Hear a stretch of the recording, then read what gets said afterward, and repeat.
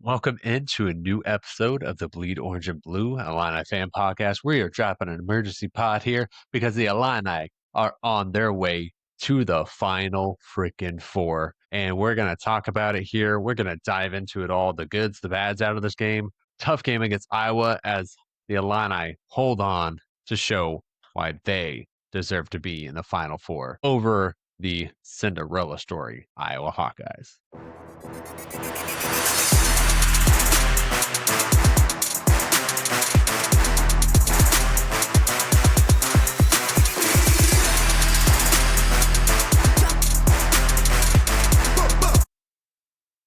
All right, you bleeders. Congratulations to our Illini in this one as they gutted out in a tough win, 71-59 to the Iowa Hawkeyes. I mean, I was stressing during this game. If you're like me, I was screaming, I was upset, I was frustrated when we made mistakes. I was happy when we did the right thing and made good plays. And those refs were stressing me out as well because of a lot of inconsistency to the point where the commentators had said it multiple times. You had Stan Van Gundy saying it about 4 or 5 different times that fouls were called that shouldn't have been called. I mean, that's crazy when you have an NBA guy commenting on college basketball, pointing out foul discrepancy. Not going to try to spend a lot of time on that because who cares? We won. We pulled off the game and we did it by my key points. Got downhill, rebounded, took care of the ball. I mean, first half, we definitely looked rough. 7 turnovers, 1 turnover in the second half. So I'm going to call that a win in the turnover battle. Actually, Iowa turned it over one more time than we did. So I'm absolutely taking that as a win with their 9 turnovers to our 8 turnovers, when that's a huge part of their defense is turning you over and plays into their offense. Now, we started off this game rough because Bennett Starks was just looking like Steph. I mean, he was hitting daggers. He was hitting tough shots. I was like, oh, great. We're in for a long one because we were playing good defense and he was still just hitting tough shots. Ultimately, he cooled off. And I don't know if we have the 7+ minutes of waiting around for that stupid buzzer to turn off to think, but you know what? I'll take it. He ended up playing all 40 minutes in this one, 8 of 17. After only making 5 of 17 in the first outing against the Illini. And you know what? I'm going to tip my cap to him. Great career, played his heart out. He really leads that Iowa team. And Tate Sage hitting some tough shots. He's going to have a promising career. But you know what? We didn't allow many other guys to do much. So I'm going to dive into why Illinois won this. Iowa's gotten their 30 seconds of glory from me. Well, again, as I said, the Illini got downhill. The Illini rebounded the basketball and took care of it. Just kind of a crazy stat line looking at it here. The Illini had a total of 38 rebounds to Iowa's 21. The Illini had 22 defensive rebounds. Our defensive rebounds alone out-rebounded Iowa's entire rebound total. That's not even including our 16 offensive boards. The Illini just wrecked them, crashing the offensive boards. And honestly, in that first half, I was getting so frustrated. We were getting offensive boards and tip-ins that were not going in. All of our tip-backs were just falling out, and we couldn't finish around the rim at times. And it was so frustrating. But we cleaned it up in the second half and we got back to getting downhill. We also got some great Tommy post-ups in this one. I loved seeing Tommy get involved. Tommy did go 1 of 4 from 3, had a couple good looks, probably one that wasn't great, but you know what? I'll take it. When he goes, let's see, 5 of 7 from 2, I'll take that all day long, and I think Brad Underwood would too. Grab 4 boards. Should have been more. There were some that got tipped out of his hands or got tipped around or grabbed by a teammate. I'm fine with that as long as we get the ball. But loved Tommy's effort on this one. He ended up fouling out, played a total of 27 minutes. Definitely happy to see him getting involved and playing confidently. Had a really nice assist had 2 blocks in this one. I thought he really gave a great effort on the defensive end. Maybe 1 or 2 mistakes defensively. Aside from that, a solid defensive outing from Tommy, which is always great to see. We're gonna definitely touch base on a lot of guys here. Um, and I'm gonna kinda lead up to my overall MVP for the Illini in this one. Next one up, David Markovich, sorry, David. David is his nickname. David, 9 points, 12 boards, 2 assists, 2 steals, a block. Only 1 foul in this one, and a game that I felt like we were getting a lot of ticky-tack calls at times. 12 boards, he missed the front end of a 1-and-1. That was frustrating. But aside from that, he had a couple turnovers in there, but I'm not gonna be upset of the lack of scoring for him in this one. He had so many tip-in opportunities that just didn't go his way. 3 of 9 from the field, only shot 1 3, missed it, and man, we were on pins and needles for that one. Look, I'm going to tell you, my girlfriend does not watch a lot of games with me, especially games in which I'm a little more on the intense side. She stayed true with me on this one and watched it all the way through, and even she was, getting a little loud when Merck went to shoot that 3 and missed that, and Ben had shot it, missed, and we were both on pins and needles in that point in the game. So again, just love to see our effort on the boards pay off, because without it, I don't think we pull this one out, or it is a lot closer. The Illini did such a great job crashing the boards, being big, fighting for the ball, and Mark just played tough. Now, tough as nails. 38 minutes in this one. And I could tell at one point Mark looked at the bench like, I need a breather. He did not get that breather. Brad probably told him, tough it out. We need you to win. And that's exactly what Mark did. I saw some great things. Kylan got beat a little bit by Bennett Sturts, but I'm not going to say got beat. Kylan was getting hung up on some of the screens that they were setting for him. I would say Kylan gave 2 buckets up in this one. Otherwise, Bennett Sturts just took buckets. Just hit some incredibly hard shots. And I knew eventually that was going to wear down, that heat was going to go away, or it was going to just stay steady. And we were going to have to figure that out. But I thought it was a great change by Brad in this one to put Andre on him. Andre seemed to make him a little more uncomfortable with his length and athleticism, because Andre can do a great job at actually blocking jumpers. We saw him do that against Texas Tech at the end of the game to seal the win for us. We've seen him do that a little bit throughout the season, but he did a lot of that at Cal last year, actually. One thing that Brad really pressed on in the offseason when talking about Andre after we got him. So I think he made Bennett a little hesitant on pulling up for some shots where, Kylan's 2 inches shorter than him according to what we've got listed. So that may have played an effect mentally for Bennett as well. Now, Kylan played tough, got after it, came up with the ball in a very, very needed instance for us. Yet again, after he did that with Houston, like literally coming out of the ball bouncing around him and 4 Houston Cougars in the last game, he came out with another ball in this one. Only 2 points in this. 2 free throws. I mean, he shot 2 shots. I think, unfortunately, right now, I don't know if Kylan's shot is feeling comfortable. He's got a little bit of downtime between this and the final 4 games. Hope whatever that may be, whether that be mentally, physically, goes to a positive direction for him, because we need him to be able to score. I thought he was going to get downhill more in this one, but it looked like he was playing to the game plan and trying to get the ball in Keaton's hands or Mark's hands, or Andre's hands, which seemed to be kind of their go-to options here in this game. Now, he did go out, grabbed a really tough rebound that was very needed towards late there in the game.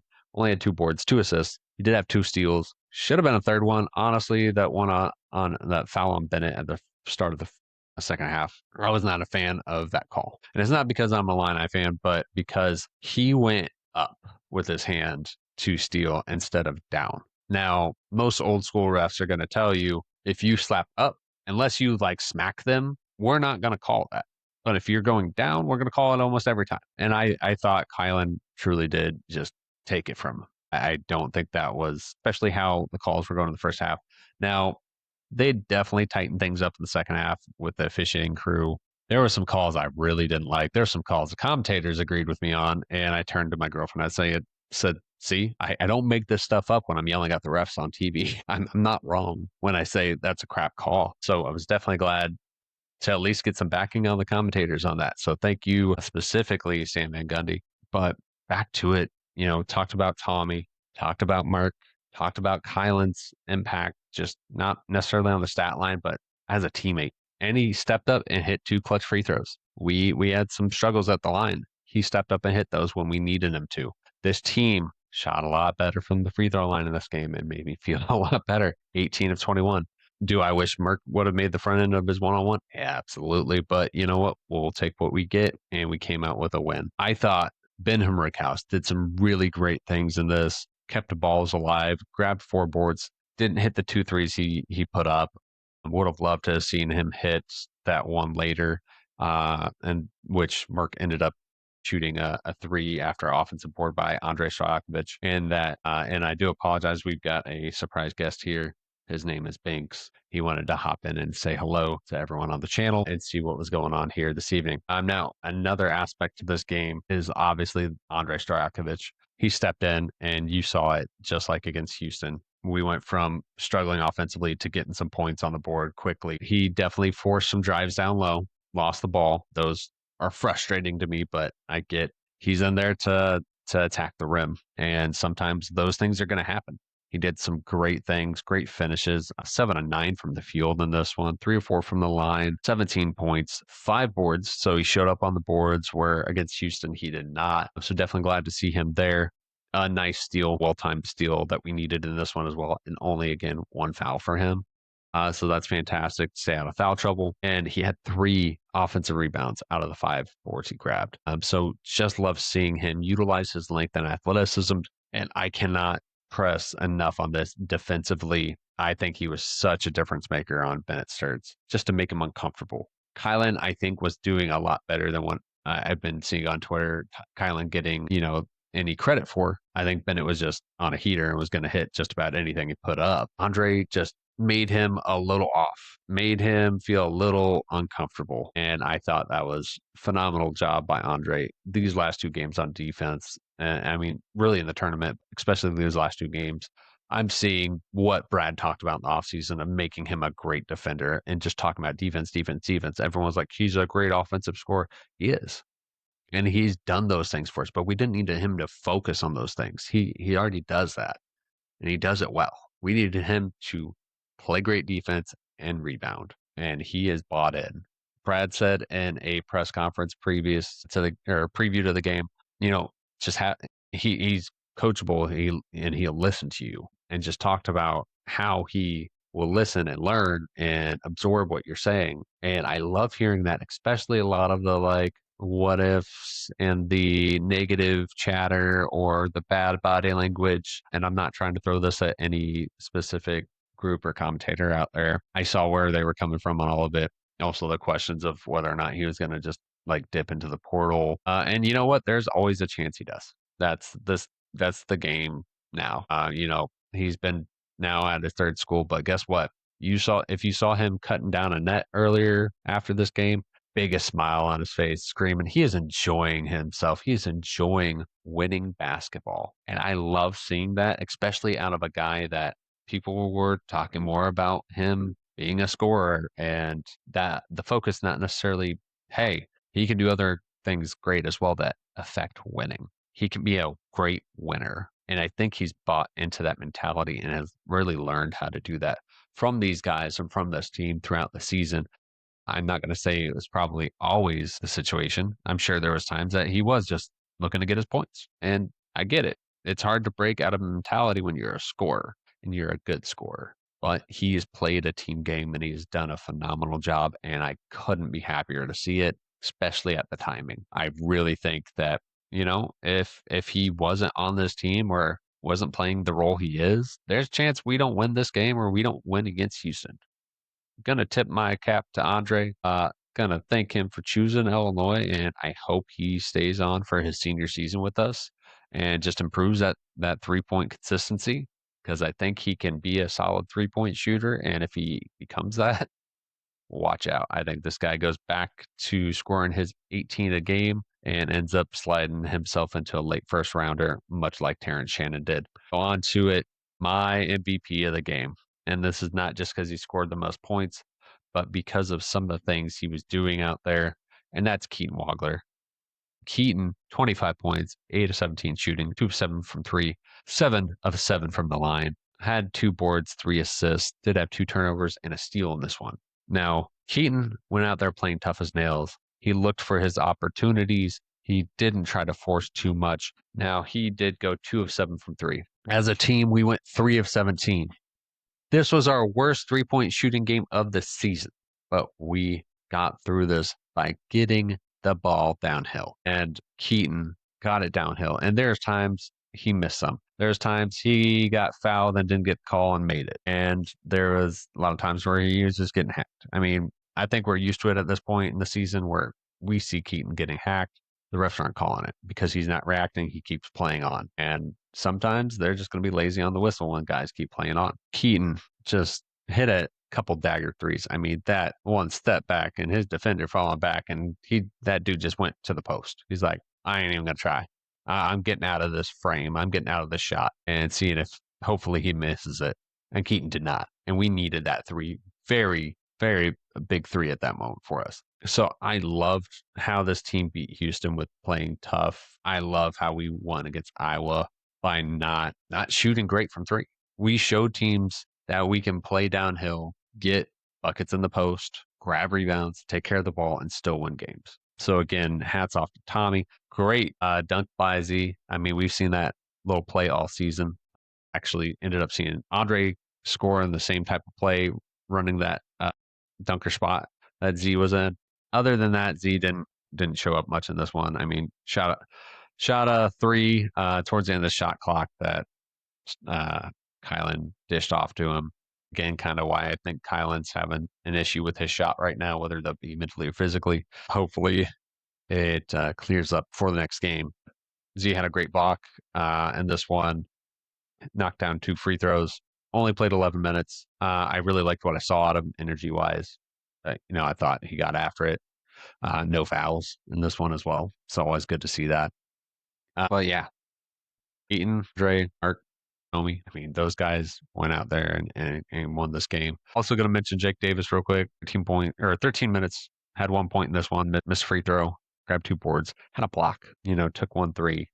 I thought Jake just needed actually the ball in his hands more. Because I noticed the ball moves so much better once it touches his hands within the offense. A lot of the times the ball was going back and forth from Keaton to Merck to Tommy to sometimes Kylan to Andre when he was in. And it wasn't really getting in our glue guy's hands as much. Rickhouse really only had the ball when he was there for bailout purposes. Jake Davis really didn't touch the ball a lot in this one, but when he did, the ball moved. So I think, again, he's a connective tissue to this team. I think the ball needs to work through him more. But I'm gonna kind of hit now on the team overall. I've covered our key points, what we did there, but getting downhill again, making free throws, getting to the line, grabbing boards, taking care of the ball. A big aspect of this game is, to me, that we won without hitting threes. 3 of 7, not a good night for threes. They weren't giving us the looks. And, hats off to their defense for doing that. And hats off to Brad Underwood for altering game plans at halftime, making sure we saw Tommy down at the post getting opportunities. And Tommy had like 6 of his 13 points, I think, within a few possessions. I loved seeing what Tommy did there. I loved seeing what Brad said, hey, let's get back to Tommy. The commentator's like, why are you taking Tommy out? He literally is like handling the offense right now. I thought it was good sub, actually. Tried to tire him out. I actually didn't even realize he was in foul trouble at that time. And then he ended up picking up his 5th foul, the foul out. Fortunately, otherwise, I think we could have won by a little bit more in this one. And as I go ahead and wrap this one up, we don't know who we're playing next. It could be Duke. It could be UConn. Personally, I want UConn. We played them earlier this year. We were not the same team. We were not running anything the same. I mean, I think played like 13 minutes in that game. And then we handed off the reins to him after that UConn loss. We did not lose to them by much. And we are a much, much better team than we were then. And honestly, I don't think they're as good of a team as they were then. I think they've got guys gutting things out and pulling the game out. But honestly, I think that Michigan State win for them was a lot to do with Michigan State just not being a great offensive team and having struggles to start the game. I really do. I did not watch the game, I will state that, but just from what I've seen, stat lines, things like that, that's what I pick up from it. If Michigan State was a better scoring team or started out better, I think they would have won that game. Shout out to Cart with Sleepers. Second shout out for the day because I feel for you. I really wanted Michigan State actually to beat UConn. I would have loved to honestly play Michigan State in the Final Four. That'd have been great. I'd have been down for that. After we just beat Iowa, let's go see another Big Ten team. A get back game in the Final Four. Yes. But again, gonna wrap up things here after a long day, stressful last few days, a lack of sleep, being the last team to play in the Sweet 16 and the first team to play in the Elite Eight. Don't know what the NCAA is trying to do to us, but they do not care. So, as always, bleeders, please go ahead, like, share, subscribe, do all the good things, comment below who you want to see in the next round. Are you just happy the Illini made it to the Final Four? Honestly, that's where I saw them getting to. I love to see them make it to the championship and win a championship. I would, but I am still so happy to see this team make it to the Final Four.